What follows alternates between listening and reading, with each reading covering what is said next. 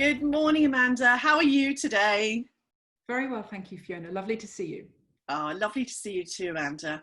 It seems that we always come across each other at some sort of event, but we were just saying we've known each other for many years, way back when you were first back in London. But maybe you could tell everybody where you are at the moment, Amanda, and set the scene for them a bit, please. Yes, sure. I'm at our hotel, which is Mandarin Oriental Hyde Park, London. I'm actually up in the penthouse suite this morning, sort of vaguely overlooking the treetops in Hyde Park. So very happy to be back in our hotel. Oh, fantastic. And Amanda, maybe just set the scene a little bit back. You've been back in London for how long now? And before that? I've been back in London 2 years. I came back to reopen the hotel. I've been with Mandarin Oriental for 12 years, originally in Hong Kong, and then Washington, DC, and then latterly in Bangkok.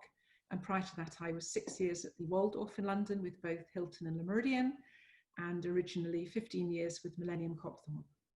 Oh my goodness. So if anybody had any doubts, now everybody will know why. I was delighted when you said you'd be part of our Storm Pod program. So thank you so much, Amanda. Thank you. It's great to be here. So I'm going to ask you a few questions, as you know. And of course, the first one is, how are things at the Mandarin Oriental London at the moment in the current situation? Well, you know, they're a little quiet. The hotel is being very well cared for by our skeleton team. We're now back full time. So it's just really myself and the senior team of 6.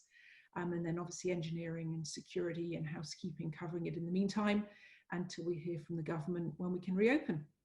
Yeah. And I was going to say to you, at the moment, obviously, we're not entirely sure about opening dates and so on. So what are you all spending your time doing at the moment, Amanda? I'm sure you're keeping busy, but what sort of things are you keeping busy with? I talk and I talk and I talk and I talk. So really, you know, working very, very closely with the senior team. They're not all here every day, but we do a loop-up call every morning, talking to our wider leadership team.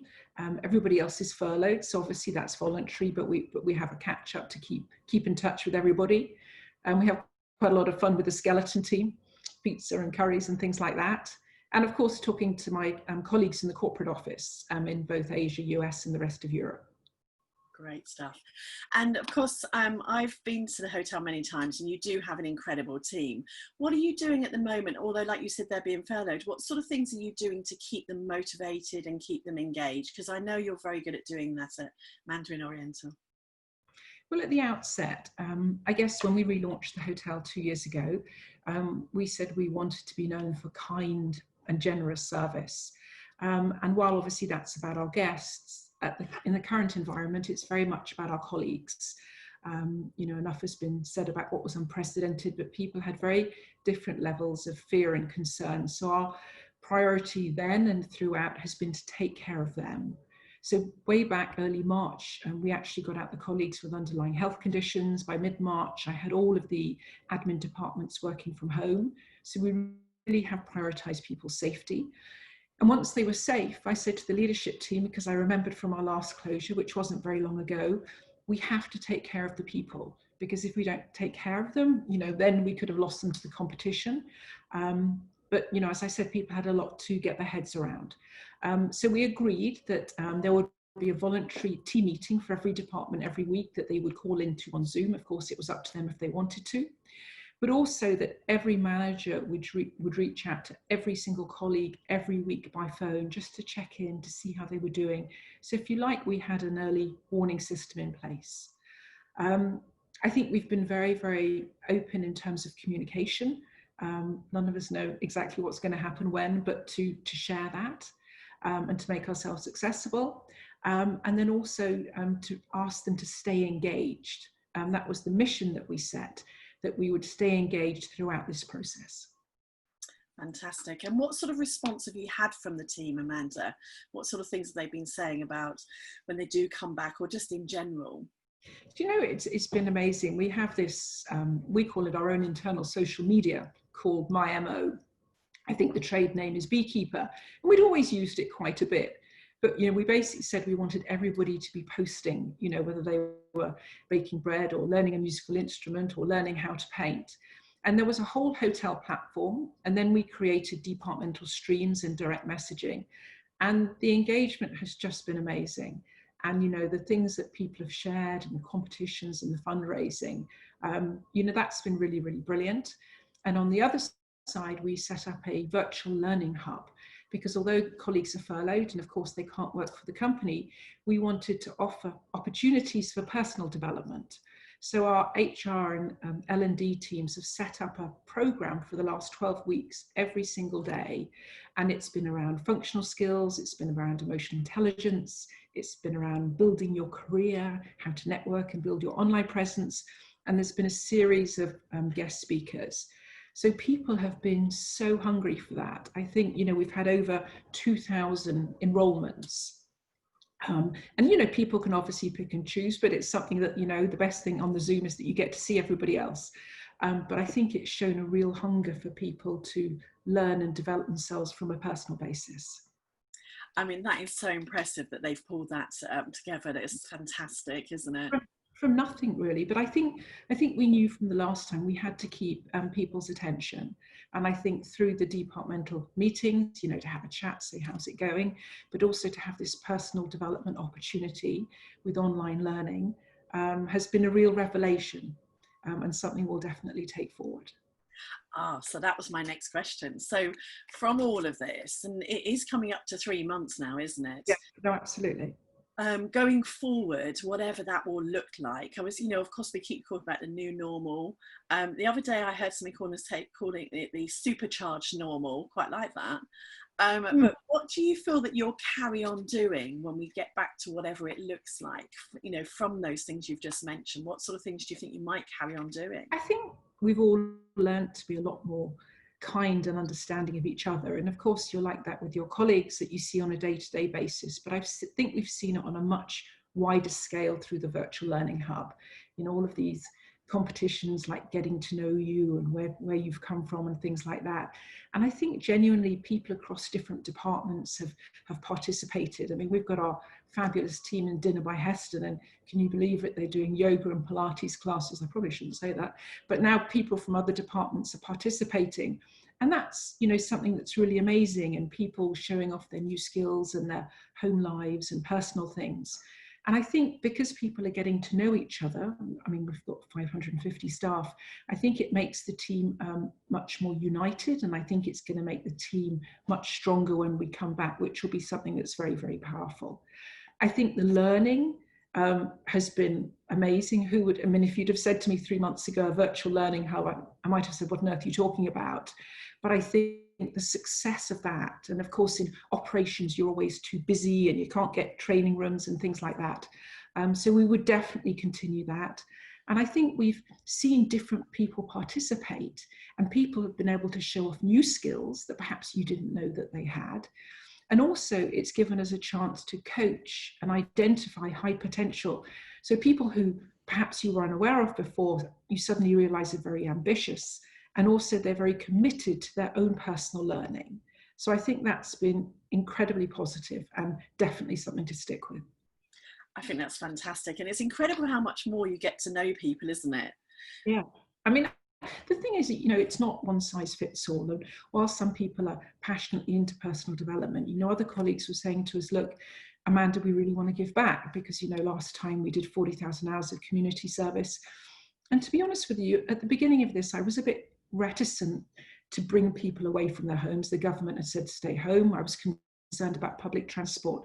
But just in the last 6 weeks, well, first of all, actually, the colleagues were doing their own personal initiatives. So we took part in the Hospitality for Heroes Challenge. And then I don't know if you've seen this one, Run 5, Donate 5, Nominate 5. I think we've had 150 colleagues doing that. So people were doing their own giving back. And then we set up a partnership with Critical NHS, first of all, emptying the minibars, because of course they have expiry dates, but now preparing meals. And those are going to St George's Hospital, but also to the hospitality charity Only a Pavement Away. And, you know, while we've always supported Hospitality Action, I think they really, really need our help now to help industry people who've met hard times. So a different group of colleagues have got very engaged in that. So I don't think you can be prescriptive, but I think it's offering a wide range of opportunities that people can participate in as they see fit. And it's so wonderful because I know you've been doing those. They just evolved and they happened. And I Yeah. saw your cooking. It was very good, Amanda. Do you know, it's funny for all the talking you do when you're a GM, when you've actually got a camera on you in your little kitchen for 5 minutes, it's, you have to really think about it. Yeah, no, I think it was great. And all those other things you've mentioned, they're wonderful. As Mm. you know, we, with our Storm Pods, we support a charity. So we'll mention those on the link so people can support those charities you've just mentioned as well.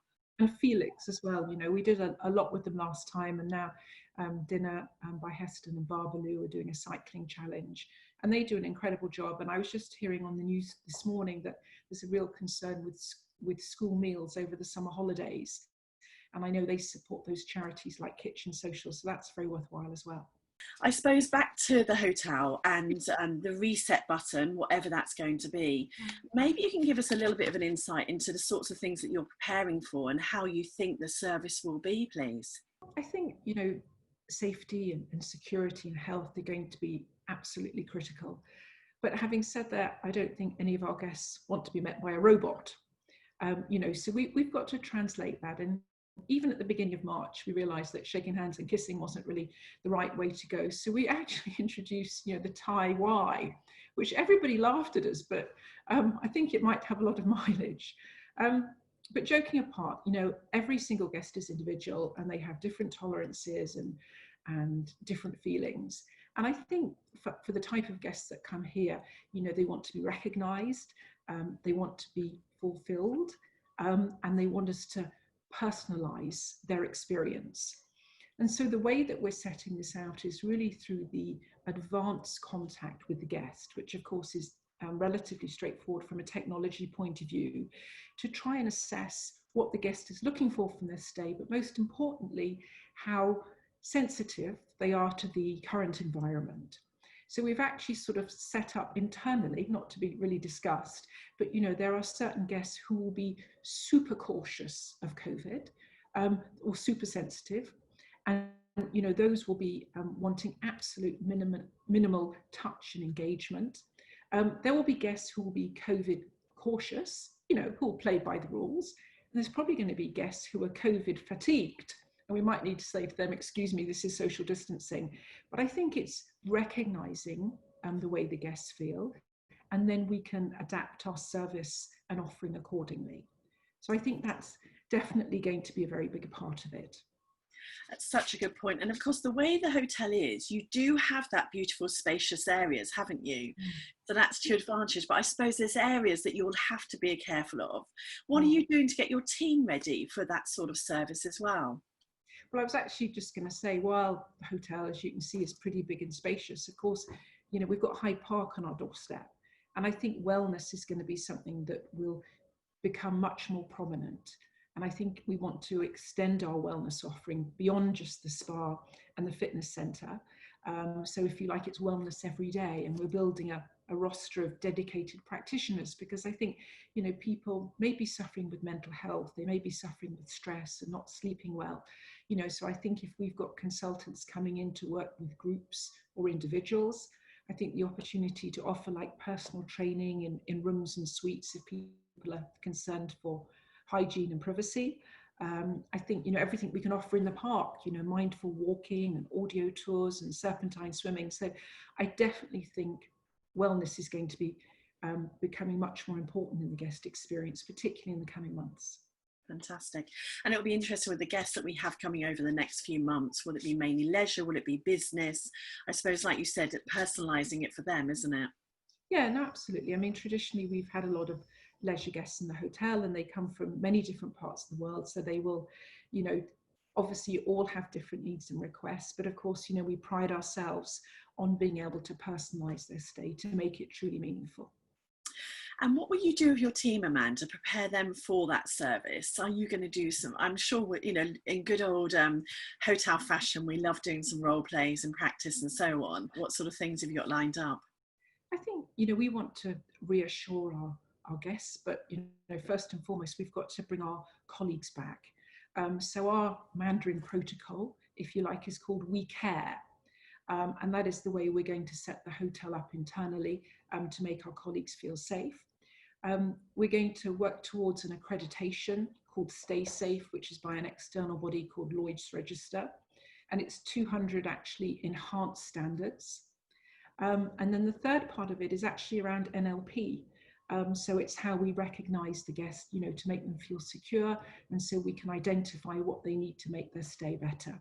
So basically it's a 3-part training. It's the Fire Life Health Safety Refresher, it's the We Care training, and then it's going to be the NLP that works around that to bring it all together.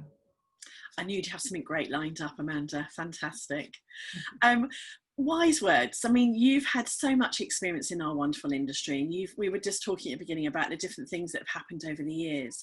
What would you say to our wonderful industry people about any particular advice or anything that you feel would be useful for them? You know, Fiona, I really don't go around giving out advice. I think, you know, there's so many amazing hospitality professionals. I think we're all in a different place. I think it's been great to see a lot of kindness and cooperation between people. And I really hope that that continues. I think we're going to have to stand together as an industry. We're going to have to be very resilient. There was something I heard once called grit, guts, resilience, initiative, and tenacity, and it always stuck with me.